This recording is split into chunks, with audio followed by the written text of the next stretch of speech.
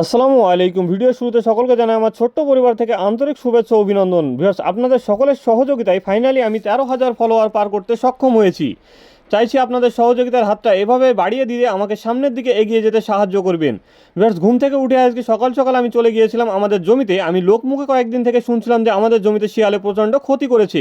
সেটাই দেখার জন্য খুব সকাল সকাল ঘুম থেকে আমি আমাদের জমিতে চলে গিয়েছিলাম। বর্তমানে আমাদের প্রোডাকশন আমার হাতে দেখতে পাচ্ছেন প্রায় 80% প্রোডাকশন এমন অবস্থায়।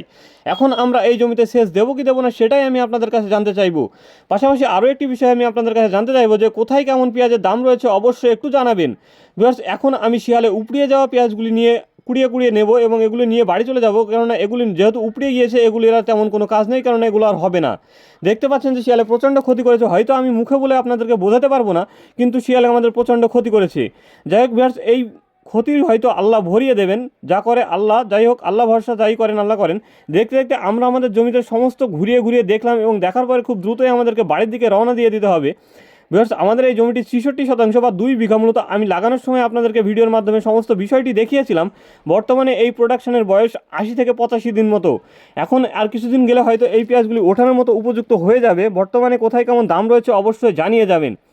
যাই হোক ভিউয়ার্স, দেখতে দেখতে আমাদের জমি ঘুরিয়ে ঘুরিয়ে দেখা হয়ে গিয়েছে। খুব দ্রুতই আমাদেরকে বাড়ির দিকে রওনা দিয়ে দিতে হবে, কারণ আমাদেরকে বাড়ি গিয়ে দোকান খুলতে হবে। আপনারা হয়তো অনেকে জানেন যে আমাদের ছোট্ট একটি কাপড়ের ব্যবসা রয়েছে। মূলত আমাদের দোকানের অবস্থান ছিল ডুবতলা বাস স্ট্যান্ডে। বিশেষ কারণবশত আমরা আমাদের দোকানের স্থান পরিবর্তন করেছি।